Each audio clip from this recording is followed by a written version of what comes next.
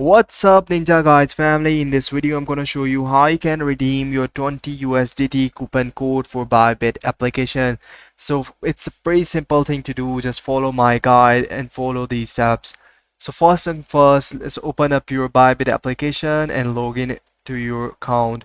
If you don't have a Bybit account, don't worry, you can create a new one and go to receive your 20 USDT coupon. Go to your reward hub option, access the reward hub on the Bybit platform. You can find this in the account dashboard. Locate the 20 USDT coupon and click claim to activate in it your account.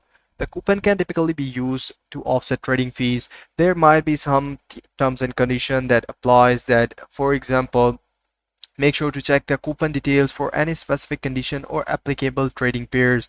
Complete required tasks. If the coupon requires completing certain tasks such as trading a specific volume, make sure to fulfill these tasks to utilize the coupon.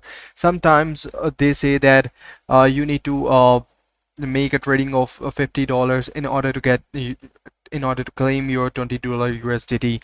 So that's how the $20 USDT coupon code goes. And I hope you find this video helpful, and if you do, please like, subscribe and share. This is me signing off. Take care. Bye bye.